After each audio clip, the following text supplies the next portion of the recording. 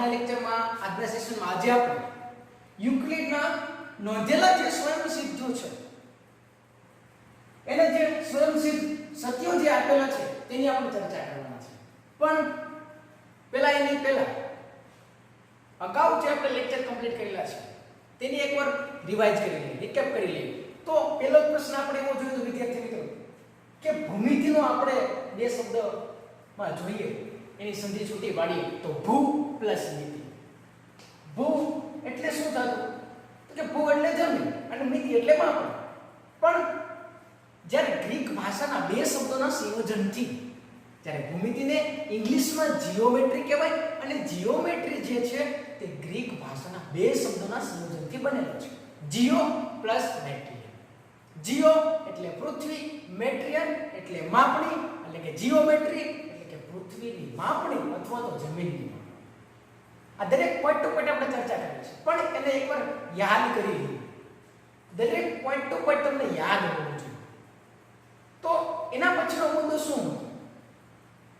તો યુક્લિડ જે છે યુક્લિડની પહેલા કોણ હતું તો કે પાયથાગોરસ. હવે પાયથાગોરસે કયું સૂત્ર આપ્યું હતું અને પાયથાગોરસના ગુરુ કોણ? તો પાયથાગોરસના ગુરુ થેલેસ. થેલેસના વિદ્યાર્થી પાયથાગોરસ. અને સુલભા સૂત્ર. અને સુલભા સૂત્રમાં પણ સૌપ્રથમ પ્રસિદ્ધ હોય તો તે કયું સૂત્ર તો કે બોધાયન સુલભા સૂત્ર. જેમાં યુક્લિડનો જન્મ નહોતો એની પહેલા જ ભારતીયો જે છે તે યુક્લિડની સાબિતીને જાણતા હતા. અને ઈસવીસન પૂર્વે 800 થી ઈસવીસન પૂર્વે 500 ઈસવીસન પૂર્વે 800 થી ઈસવીસન પૂર્વે 500 માં સુલભા સૂત્રનું પ્રથમ સર્જન થયું. તો આ પણ પોઈન્ટ તમારે યાદ રાખવાનું છે વિદ્યાર્થી મિત્રો. તેના પછી યુક્લિડની વાત કરી હતી તો યુક્લિડ જે છે તે કયા શહેરના હતા? તો યુક્લિડ જે છે તે ઇજિપ્તના અને ઇજિપ્તમાં ગણિતના શિક્ષક તરીકે હતા. અને તેનો ગ્રંથ કયો તો કે એલિમેન્ટ્સ. અને એલિમેન્ટમાં કેટલા પ્રકરણો હતા તો કે એલિમેન્ટ્સમાં 13 પ્રકરણો હતા. 13 પ્રકરણમાંથી પણ પહેલા પ્રકરણમાં કેટલી વ્યાખ્યાઓ આપેલી હતી? તો પહેલા પ્રકરણમાં 23 વ્યાખ્યાઓ હતી. તેમાંથી 1 થી 7 વ્યાખ્યાઓ આપણે આગળના લેક્ચરમાં જોઈ શકીએ છીએ. તો હવે જે કઈ વાત કરીશું વિદ્યાર્થી મિત્રો તે સ્વયંસિદ્ધ સત્યો. ચેપ્ટર થિયરિકલ છે. તમે તો ભાગ્યશાળી છો કે આગળનું જે એનસીઈઆરટી નો સિલેબસ પહેલાની જે વાત કરી તો તેમાં ભૂમિતિના 2 ચેપ્ટર હતા. તમે તો બહુ ભાગ્યશાળી છો કે આ એક જ ચેપ્ટર તમને આપ્યો છે યુક્લિડની ભૂમિતિનો પરિચય. તો થિયરિકલ છે તમારે યાદ રાખવું પડશે. મેથેમેટિકલ સ્ટેપ બહુ ઓછા આવે છે એટલા માટે તમારે આ થિયરી અને પ્યોર થિયરી તમારે યાદ રાખવી પડશે. તો જોઈએ હવે યુક્લિડે નોંધેલા સ્વયંસિદ્ધ સત્યો નીચે પ્રમાણે વર્ણવી શકાય. કેવી રીતે વર્ણવી શકાય ચાલો જોઈએ. પહેલી વસ્તુ તમને પ્રશ્ન થાય કે સ્વયંસિદ્ધ એટલે શું? સ્વયંસિદ્ધ તો કે પોતે સ્વીકારેલા છે. એ સ્વયંસિદ્ધો કયા છે તે જોઈએ. પહેલો પોઈન્ટ આપણને એવો આપ્યો છે સ્વયંસિદ્ધનો કે એક વસ્તુને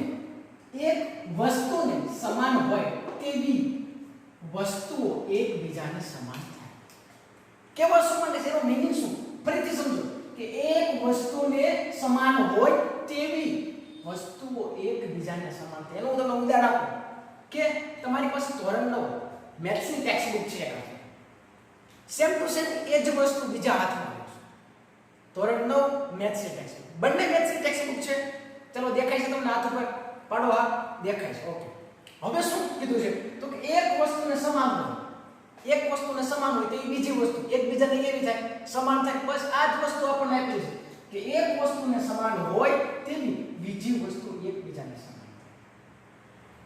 એક જ બેંકના એટીએમ કાર્ડ પર એસબીઆઈ તો બંને એટીએમ તમે એક બાજુની સામે રાખશો તો બંને કેવા થશે? એક જ સરખા થાય. બરોબર છે? એના પછીનો પોઈન્ટ સરખામાં સરખું ઉમેરીએ તો સરવાળા સરખા રહે. સરખામાં તમે સરખું ઉમેરો તો સરવાળા સરખા રહે. કેવી રીતે? તો કે 7 સરખામાં બરાબર બે સરખા છે. સરખામાં સરખું ઉમેરો ચાલો 2 માં 2 એટલે 7 સરખા એમાંય સરખું ઉમેરો તો આ બેનો સરવાળો સરખો રહે. આવું તો પહેલા બીજા વાળાને કહ્યું તો એને ખબર પડે કે સરખામાં સરખું ઉમેરે સરવાળો સરખો જ મળે. બરોબર છે. સ્વયં સિદ્ધ સત્યોમાં શું કીધું સેકન્ડ પોઈન્ટ કે સરખામાં તમે સરખું ઉમેરો છો તો તેનો જે જવાબ છે તે સરવાળા કેવા રહે? સરખા રહે છે. સેમ ટુ સેમ એના જીવન પછીનો પોઈન્ટ આવ્યો છે કે સરખામાંથી સરખા બાદ કરીએ તો બાદબાકી સરખી રહે. તે જ વસ્તુ કે છે આપણને કે સરખા બે અંક છે, સરખામાંથી સરખું બાદ કરો છો તો બાદબાકી જે છે તે કેવી રહે? સરખી રહે. આવો જ પોઈન્ટ કહેવા માંગે છે કે સરખામાંથી સરખા બાદ કરીએ તો બાદબાકી સરખી રહે. પહેલો પોઈન્ટ શું કીધો કે એક વસ્તુ ને બીજી વસ્તુ બરાબર બંને એક જ કંપની હોય, એક જ સરખી હોય તો બંને વસ્તુ કેવી રહે? સમાન રહે છે. એના પછી સરખામાં સરખું ઉમેરો તો સરવાળા સરખા મળે અને સરખામાં સરખું બાદ કરીએ તો બાદબાકી પણ કેવી મળશે? સરખી મળે છે. એના પછી એકબીજાને ઉપર બંધ બેસતી આવતી વસ્તુ એકબીજાને સરખી થાય. કેવા એવું મળે છે વિદ્યાર્થી મિત્રો કે એકબીજાને ઉપર બંધ બેસતી આ એક વસ્તુ છે, આ બીજી વસ્તુ છે. બંને તમે એકબીજાને બંધ બેસતી રાખશો તો એકબીજાને કેવી થાય છે? બંને કેવી થાય? એકબીજાને સરખી થાય છે. બસ આ જ વસ્તુ તમને કહેવા માંગે છે. એના પછીનો પોઈન્ટ તમે જોવો છો તો આખું તેના ભાગ કરતા મોટું હોય છે. બધાને ખબર હોય કે આખું જે છે તેના ભાગ કરતા કેવું હોય? મોટું હોય. તમે સમજો વિદ્યાર્થી મિત્રો કે આ વર્તુળ છે એટલે કે આખો ભાગ છે, આખા ભાગનો આ ચોથો ભાગ, તો આખા ભાગનો તમે ચોથો ભાગ લેવા જો તો તે હકીકતમાં તો આ ચોથો ભાગ તો નાનો થવાનો. ચોથા ભાગની સરખામણીમાં આખું જે છે તે કેવું થવાનું? હંમેશા મોટું થવાનું. માની લો કે આ એક પીઝાનો પીસ છે. હવે પીઝો છે એમાંથી એક હું પીસ કાઢી લઉં તો તેની સરખામણીમાં પીઝાના પીસની સરખામણીમાં તે પીઝો જે છે કેવો ગણાય? મોટો જ ગણાશે. બરાબર? તો આખું તેના ભાગ કરતા મોટું હોય છે. બરાબર? આખું જે છે તેના ભાગ એટલે કે એના ટુકડા કરતા કેવું હોય છે? મોટું હોય છે. એના પછી સરખી વસ્તુઓના બમણા એકબીજાને સમાન થાય. સરખી વસ્તુઓના બમણા એકબીજાને સમાન થાય. સરખી વસ્તુ ઇન શોર્ટ ટૂંકમાં લઈએ કોઈ વસ્તુ કે આ સરખી વસ્તુ ચાલો સરખી વસ્તુઓને તમે બમણા કરો છો એટલે કે બે ગણા કરો છો ત્યારે એકબીજાને કેવા થાય છે? સમાન થાય છે, ઇક્વલ થાય છે. સરખી વસ્તુઓના બમણા કરતા એકબીજા જે છે તે બંને કેવા થાય છે? સમાન થાય છે, સરખા થાય છે. એના પછી સરખી વસ્તુઓના અડધા એકબીજાને સમાન થાય છે.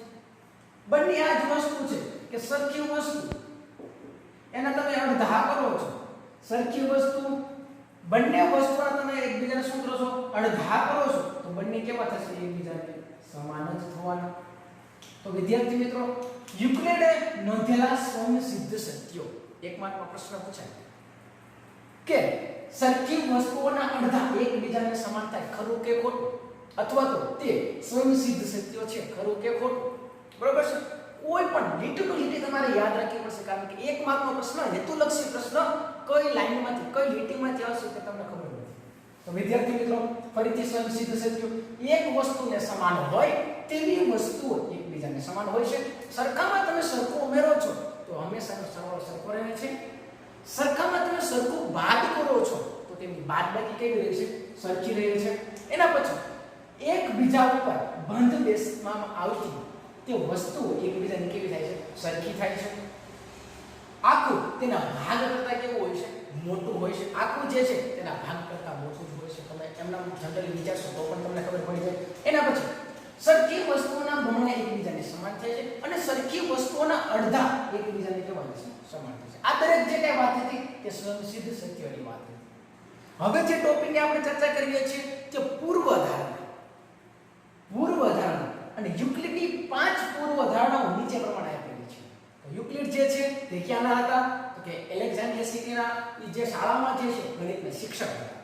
શિક્ષક હતા. એને ગ્રંથ કયો? તો કે એલિમેન્ટ્સ. એલિમેન્ટ્સમાં 13 પ્રકરણો, 13 પ્રકરણમાંથી પહેલા પ્રકરણમાં 23 વ્યાખ્યા. આ દરેક પોઈન્ટ તમને યાદ રહેવું છે. તો ચાલો હવે જોઈએ છે આપણે એક્ટિવિટી 5 પૂર્વધારણા. તો પૂર્વધારણા એટલે શું? તો કે પૂર્વધારણા પહેલા કંઈક ધારણા કરેલી છે, પહેલેથી ધારેલું છે, એની કઈ સાબિતી નથી. તો સાબિતી હોય તો તેને શું કહેવાય? તો જેની સાબિતી હોય તે આપણો પ્રમેય બની જશે. જે પ્રમેય આપણે ધોરણ 10 માં ભણીશું. સાબિતી નથી એટલે કે તે પૂર્વધારણા છે, જે ધારેલું છે, જેની ધારણા કરેલી છે, જે પહેલેથી જ ધારેલું છે. તો પહેલી પૂર્વધારણા આપણે જોવી છે.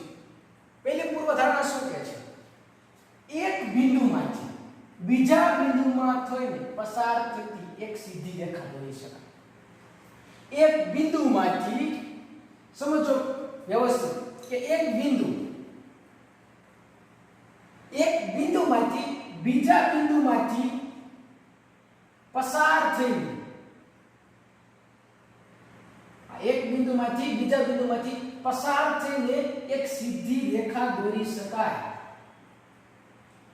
પૂર્વધારણા આવું કહેવા માંગે છે કે એક બિંદુમાંથી બીજા બિંદુમાં થઈને પસાર થતી એક અને માત્ર એક જ સીધી રેખા દોરી શકાય. બરોબર છે? પૂર્વધારણા એવું કહે છે કે એક બિંદુમાંથી બીજા બિંદુમાંથી પસાર થતી એક અને માત્ર એક જ રેખા દોરી શકાય. તમને એમ થાય સાહેબ આમાંથી બીજી રેખા દોરી શકાય? કેવી રીતે દોરી શકાય? તો આ તો એક બિંદુમાંથી નથી, પણ આપણે એમ કીધું કે એક બિંદુમાંથી બીજા બિંદુમાંથી પસાર થતી એક અને માત્ર એક જ રેખા દોરી શકાય. એક બિંદુમાંથી તો ઘણી બધી રેખા દોરી શકાય વિદ્યાર્થી મિત્રો. આ એક બિંદુ છે તેમાંથી તો ઘણી બધી રેખા દોરી શકાય, પણ આપણને બે બિંદુમાંથી પસાર થતી એક સીધી રેખાની વાત કરે છે. સીધી રેખા કેટલી દોરી શકાય? એક જ દોરી શકાય. ઘણાને પ્રશ્ન થતો છે સાહેબ આમ નો દોરી શકાય? સગીની જે આ બિંદુમાંથી પસાર થાય છે, પસાર થઈ અને આ બિંદુમાંથી પસાર થઈ ગઈ, આ રેખા થઈ ગઈ. પણ વિદ્યાર્થી મિત્રો એક સીધી રેખા દોરી શકાય નહીં, આને રેખા નો કહેવાય. બરોબર છે? તો એક બિંદુમાંથી બીજા બિંદુમાંથી પસાર થતી એક અને માત્ર એક જ સીધી રેખા દોરી શકાય. સેમ ટુ સેમ પૂર્વધારણા 5.1 તે પણ એવું જ કંઈક કહેવા માંગે છે કે આપેલા બે ભિન્ન બિંદુઓ, બરાબર, આપેલા બે બિંદુઓમાંથી પસાર થતી અનન્ય સમુદાયો, અનન્ય રેખા દોરી શકાય. અનન્ય એટલે શું? અસંખ્ય રેખા નહીં વિદ્યાર્થી મિત્રો. અનન્યનો મતલબ અનન્ય એટલે શું? કે એક અને માત્ર એક જ. એક અને માત્ર એક જ. કે આપેલા બે ભિન્ન બિંદુઓમાંથી પસાર થતી એક અને માત્ર એક જ રેખા હોય છે.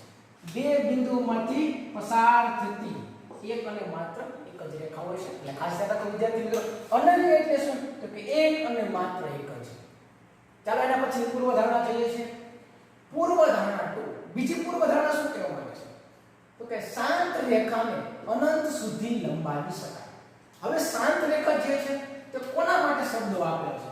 તો શાંત રેખા એટલે હકીકતમાં તે રેખાખંડ છે. શાંત રેખા એટલે રેખાખંડ. તો શાંત રેખાઓ, આ શાંત રેખા છે. શાંત રેખાને અનંત સુધી લંબાવી શકાય. અનંત સુધી. બરાબર? આ શાંત રેખાખંડ છે, આ શાંત રેખાખંડ છે અને અનંત સુધી તમે લંબાવી શકો. બરાબર છે? તમારે બંને બાજુ લંબાવવું હોય તો તમે લંબાવી શકો. એટલે શાંત રેખાને અનંત સુધી લંબાવી શકાય. શાંત રેખા એટલે કે રેખાખંડ જ છે, બીજું કઈ નથી. તમને મૂંઝવે કે શાંત રેખા એટલે શું? કેવી બની રેખા? શાંત રેખા, શાંત એટલે કે ઈ જે છે તે રેખાખંડ છે. તો પૂર્વધારણા સેકન્ડ તમારે યાદ રાખવાની છે કે શાંત રેખાને અનંત સુધી લંબાવી શકાય છે. એના પછીનો પોઈન્ટ પૂર્વધારણા 3. ત્રીજી પૂર્વધારણા, કોઈ પણ બિંદુને કેન્દ્ર લઈ તથા કોઈ પણ લંબાઈની ત્રિજ્યા લઈ વર્તુળ રચી શકાય છે. કેવા આવું માંગે છે વિદ્યાર્થી મિત્રો કે કોઈ પણ બિંદુ લઈ અથવા કોઈ પણ કેન્દ્ર લઈ તમે એના પરથી વર્તુળ રચી શકો. કોઈ પણ તમે એક બિંદુ લ્યો છો, કોઈ પણ ત્રિજ્યા, બરાબર? તમને એમ થાય કે મારે નાનું વર્તુળ દોરવું છે, તમને એમ થાય કે મારે મોટું વર્તુળ દોરવું છે, તો કોઈ પણ કેન્દ્ર લઈ કોઈ પણ માપની ત્રિજ્યા લઈ અને તમે વર્તુળ રચી શકો છો. બરાબર? કોઈ આમાં ના નહીં પડે, કોઈ આમાં એમ પપ્પા નહીં કે આવડું મોટું વર્તુળ શું કામ ન દોર્યું. બરાબર? એટલે કોઈ પણ કેન્દ્ર લઈ કોઈ પણ ત્રિજ્યાનું લઈ અને તમે વર્તુળ દોરી શકો છો. એટલા માટે એવો પૂર્વધારણા 3 એવું કહે છે કે કોઈ પણ બિંદુને કેન્દ્ર લઈ, કોઈ પણ બિંદુને કેન્દ્ર લઈ તથા કોઈ પણ ત્રિજ્યા, બરાબર? જેમ વર્તુળ મોટું છે તેમ ત્રિજ્યા વધારે છે. એટલે કે તથા કોઈ પણ લંબાઈની ત્રિજ્યા લઈ વર્તુળ રચી શકાય છે. એટલે કોઈ પણ બિંદુ લઈ અથવા તો કોઈ પણ માપની ત્રિજ્યા લઈ અને વર્તુળની તમે રચના કરી શકો છો, રચી શકો છો. આ પૂર્વધારણા ત્રીજી પૂર્વધારણા એવી છે. એના પછીની પૂર્વધારણા છે ચોથી પૂર્વધારણા શું કહે છે કે બધા જ કાટખૂણા એકબીજા સાથે સરખા થાય છે. બધા જ કાટખૂણા એટલે તમને ખબર પડી જાય છે કાટખૂણા એટલે કે 90 ખૂણાની જ કંઈક વાત થતી હોય તો જ કાટખૂણો કહેવાય. તો તેની વાત કરીએ વિદ્યાર્થી મિત્રો.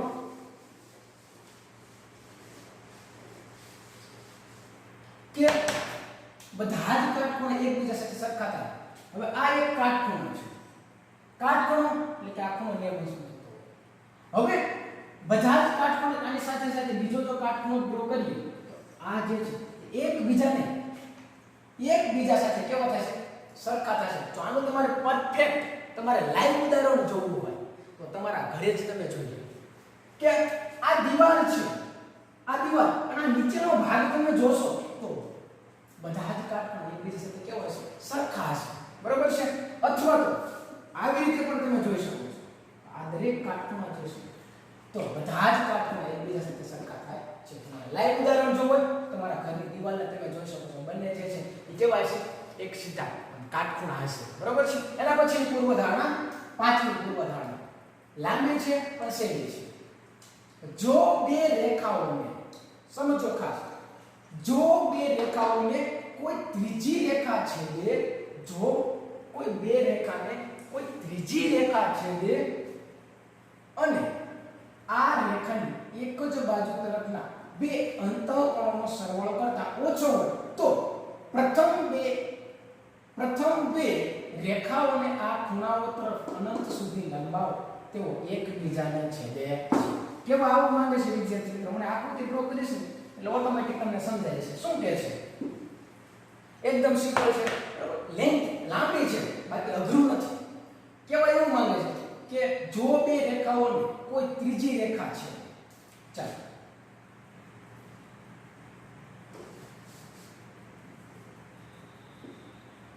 જો કોઈ બે રેખા, આ બે રેખા છે, આ બે રેખાને શું કીધું તો કે ત્રીજી રેખા છે. આ બે રેખાને કોઈ ત્રીજી રેખા છે. ચાલો આ બે રેખાને કોઈ ત્રીજી રેખા છે. પછી શું કીધું તો કે રેખાની એક જ બાજુ તરફના બે અંતઃકોણોનો સરવાળો કરતા ઓછો હોય. બે એક જ બાજુ તરફના બે અંતઃકોણોનો સરવાળો કરતા ઓછો હોય. કેટલો ઓછો હોય? બે અંતઃકોણો તમે ડાયરેક્ટ આવું કહી દે તો 90 + 9 એટલે 180 અંશ કરતા કેટલો હોય? ઓછો હોય. બે અંતઃકોણ એટલે કે અંદરના ખૂણા. એક આ ખૂણો આવે, આ ખૂણો આવશે, આ ખૂણો પણ અંતઃકોણ કહેવાય, આ પણ અંતઃકોણ કહેવાય. એટલે કે અંતઃકોણો જે છે બે અંતઃકોણનો તમે સરવાળો કરો. સાંભળજો કે બે અંતઃકોણનો તમે સરવાળો કરો તો તે સરવાળો 180 અંશ કરતા ઓછો હોય. 180 અંશ કરતા ઓછો હોય તો તે પ્રથમ બે રેખાઓને ખૂણાઓ તરફ અનંત સુધી લંબાવતા તેઓ એકબીજાને છેદે છે. હવે ખાસ સમજો શું કીધું કે બે રેખાઓની ત્રીજી રેખા છેદે છે. હવે તો કે એ રેખા જે છે તેના અંતઃકોણનો સરવાળો 180 અંશ કરતા ઓછો. બરાબર છે? 180 અંશ કરતા ઓછો ક્યાં છે? તો આ બે ખૂણા જે છે તે કેવા છે? 90 કરતા ઓછા છે. 90 કરતા ઓછો એટલે બે સરવાળો કરતા 180 અંશ કરતા ઓછો જ જવાનો. હવે આ બે 180 અંશ કરતા ઓછા છે તો આ રેખાનો હું લંબાવતો જાઉં આ રેખાનો હું લંબાવતો જાઉં તો એક સમય એવો આવશે કે બે રેખાઓ ભેગી થઈ જશે. બરાબર છે? તો એવું કીધું તો પ્રથમ બે રેખાઓ આ ખૂણાઓ તરફ અનંત સુધી લંબાવતા તેઓ એકબીજાને છેદે છે. એટલે આને તમે લંબાવશો અનંત સુધી તો એક સમય એવો આવશે કે તે જે છે બે એકબીજાને ભેગી થઈ જશે.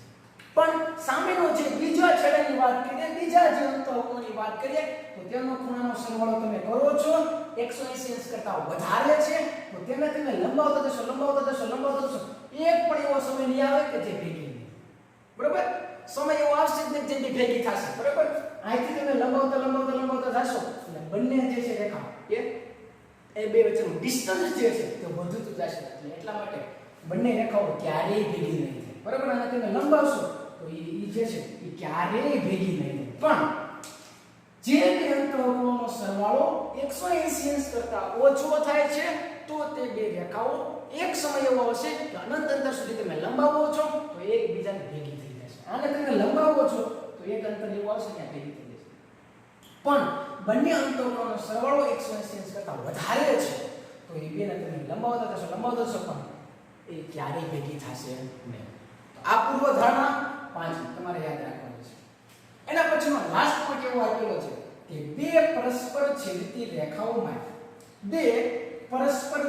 રેખાઓમાંની બંને એકબીજા સાથે આપેલ રેખાઓની સમાંતર હોઈ શકે નહીં બરાબર છે તેને પણ આકૃતિની મદદથી સમજીએ તો જ યાદ રહેશે આકૃતિ તમારે સમજવા માટે ડ્રો કરી હોય તો કરી શકો છો ચાલો જોઈએ બે પરસ્પર છેદતી રેખાઓમાંની બે પરસ્પર છેદતી એટલે એકબીજાને છેદે હોય એકબીજાને છેદે છે ચાલો હવે જો બે પરસ્પર છેદતી રેખાઓમાંની બંને એકબીજા સાથે આપેલ રેખાને સમાંતર હોઈ શકે નહીં બંને એકબીજાને સમાંતર ન હોઈ શકે કેવી રીતે ન હોઈ શકે તો આ જે રેખા છે એના માટે સમાંતર બીજી રેખા ડ્રો કરી હોય તો આમ ડ્રો કરીશું તો શું થશે વિદ્યાર્થી મિત્રો કે આ રેખાને સમાંતર આ રેખા થશે પણ આ રેખાને સમાંતર આ રેખા થશે નહીં તો વિદ્યાર્થી મિત્રો આ રેખાને સમાંતર હું જો આ રેખા ડ્રો કરીશ તો શું થશે તો કે આ 1 અને આ 2 1 ને સમાંતર આ રેખા થશે પણ આ 1 સાથે આ રેખા સમાંતર થવાની નથી અને જો હું આ બીજીને સમાંતર ડ્રો કરું તો બીજી સાથે સમાંતર થશે પણ પહેલી સાથે સમાંતર થશે નહીં એટલે સેમ ટુ સેમ એ જ પોઈન્ટ કહે છે કે બે પરસ્પર છેદતી રેખાઓમાંની બંને એક સાથે આપેલ રેખાને સમાંતર હોઈ શકે નહીં તો ખાસ ધ્યાન રાખો વિદ્યાર્થી મિત્રો સ્વયંસિદ્ધ સત્યો પણ વ્યવસ્થિત યાદ રાખવાના છે અને પૂર્વ ધારણાને પણ તમારે આકૃતિ સહિત યાદ રાખશો તો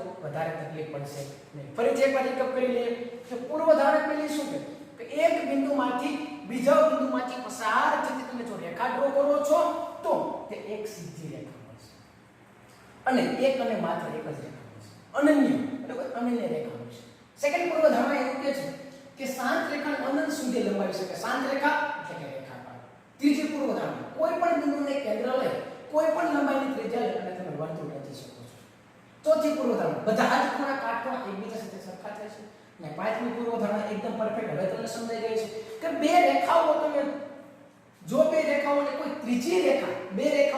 ત્રીજી રેખા છેદે છે તો અંતઃકોણનો તમે સરવાળો 180 અંશ કરતા ઓછો હોય તો તે રેખાને તમે લંબાવતા જાઓ છો અનંત સુધી લંબાવો છો તો એક સમય એવો આવશે કે તે બે એકબીજાને છેદે છે અને લાસ્ટ પોઈન્ટ આપણે કીધો કે બે પરસ્પર છેદતી રેખાઓમાં બંને એકસાથે આપેલ હોય તો રેખાની સમાંતર હોઈ શકે નહીં તો વિદ્યાર્થી મિત્રો અહીં આપણે સ્વયંસિદ્ધ સત્યો અને પૂર્વ ધારણાને પૂર્ણ કરીએ છીએ ફરી પાછા નવા વિડિયો સાથે નવા લેક્ચર સાથે અને નવા ટોપિક સાથે મળીશું થેન્ક યુ જય હિન્દ જય ભારત